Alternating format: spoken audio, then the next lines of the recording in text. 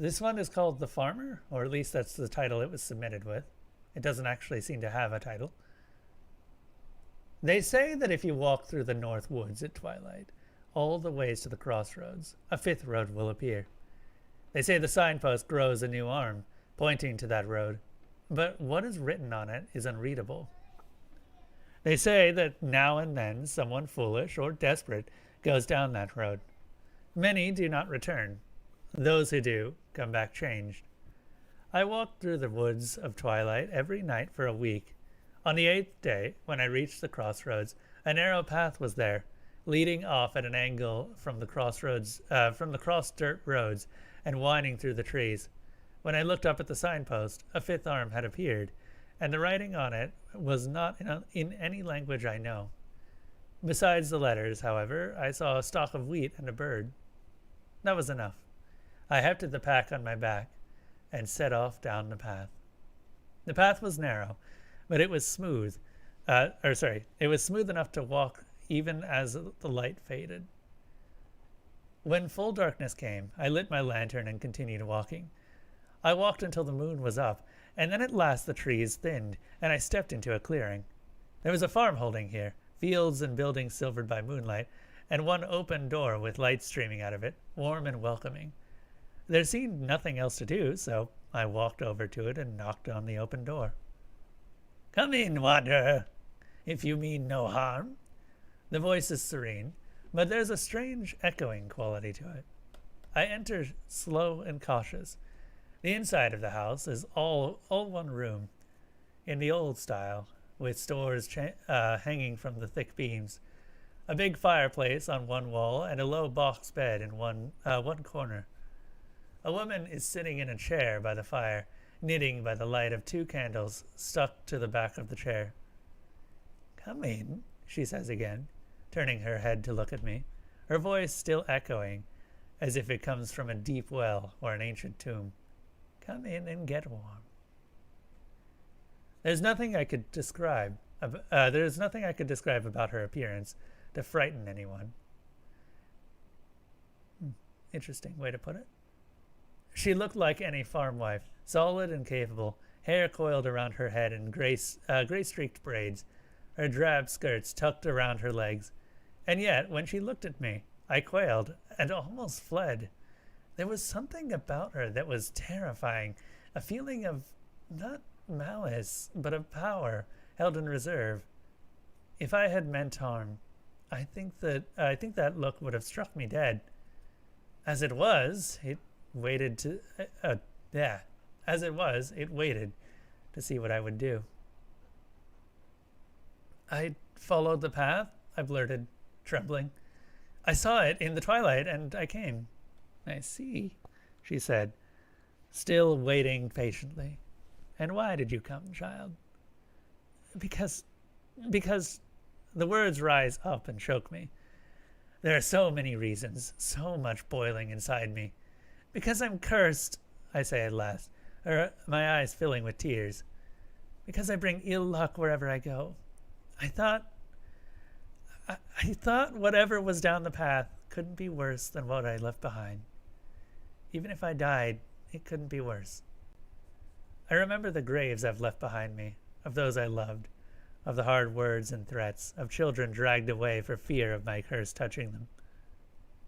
She rises then and comes to me, laying her hands lightly on my head. It is warm and soft like any hand, yet it is much, much heavier than any hand should be. She cocks her head, eyes distant, and then she smiles sadly. "It's not a curse, child," she says gently. "Just ill luck and superstition, and cowards putting blame where it does not belong. Come and sit by the fire and eat something." She gives me stew and a chunk of bread and a cup of strong beer. When I am finished, she spreads a pallet before the fire and covers me in blankets of thick wool. I sleep well for the first time in longer than I can remember. "What are you?" I ask her the next morning as we eat breakfast. "Are you a goddess?" She smiles slightly. "I'm a farmer," she says simply. "And if you wish to stay, you may. though you must work. I'm not afraid of work, I say, truthfully. But I am unlucky. She shakes her head. You will not be unlucky here, she says, so firmly that I believe her. The farm is strange. The small fields of wheat and oats rustle constantly, even when there is no wind. The cattle have horns that shine like silver and gold. The pigs lay out rune sticks in their pens and examine them carefully, conferring together. The sheep, all solid black or white, watch me with knowing eyes and trample circles and patterns into the grass where they graze. And the chickens, well, all chickens are strange, but these are more so. And sometimes they lay eggs that rattle or hum or burn the fingers when they are touched. And yet they are still cows and pigs and goats and chickens. They still need to eat and drink, to be milked and mucked out, to have little injuries tended and ears scratched now and then.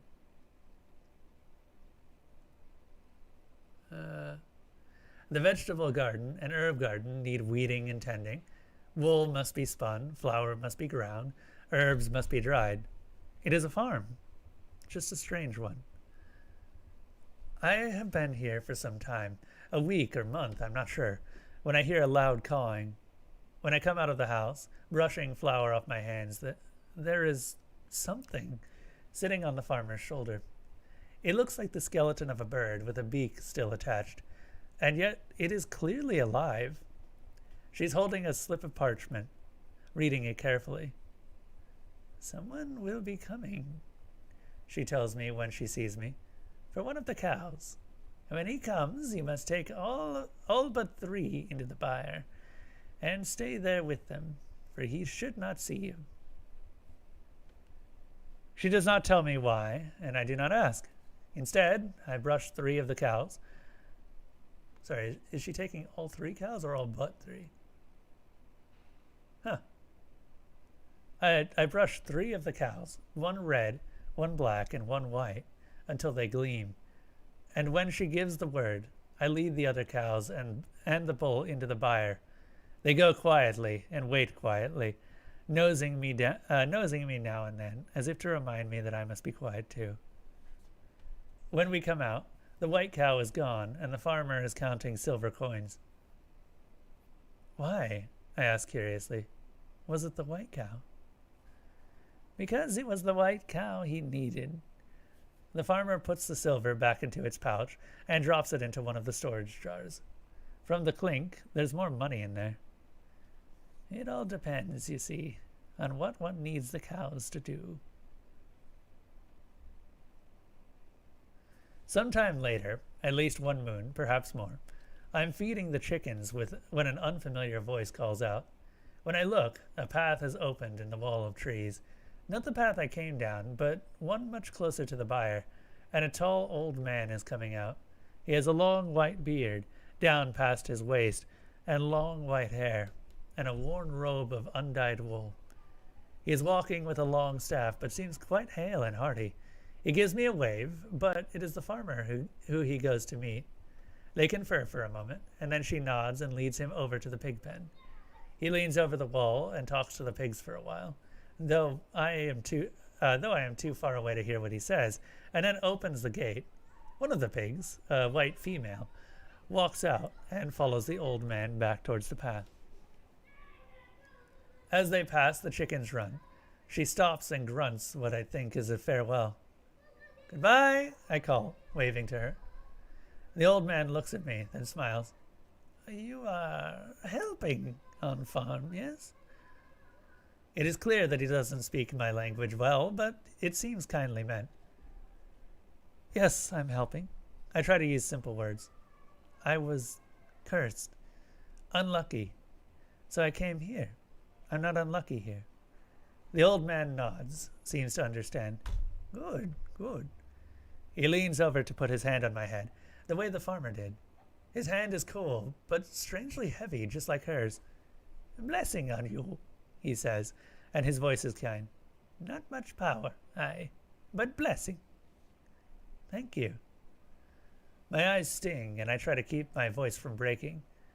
I don't think anyone has ever blessed me before, not since I was a child. I keep tending the farm.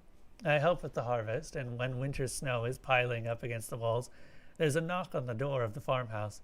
When I open it, there are two small children on the doorstep, pale and pinched with cold.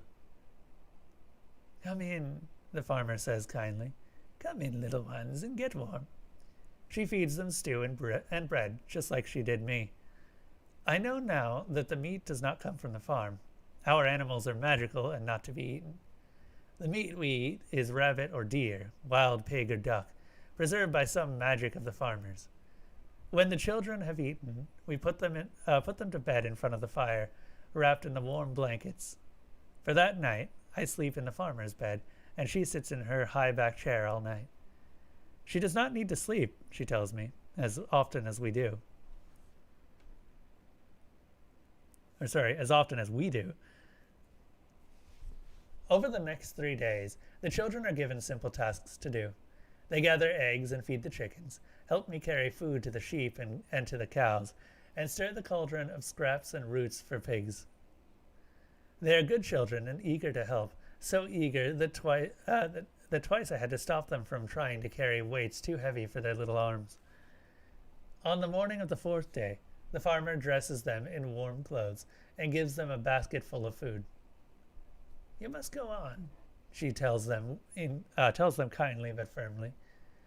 "But because you have worked hard and obeyed well, I will give you these." She gives them a smaller basket containing 3 eggs. "When you reach a river, throw down the largest egg. When you reach a mountain, throw down the 2nd egg. And when your lives are in peril, throw down the 3rd egg. Remember what I tell you, and all will be well." The children agree, and I kiss each of them goodbye before they go. "Will they be all right?" I ask the farmer when they are gone. "Yes, they are young, but they are brave and clever, or they wouldn't have made it this far.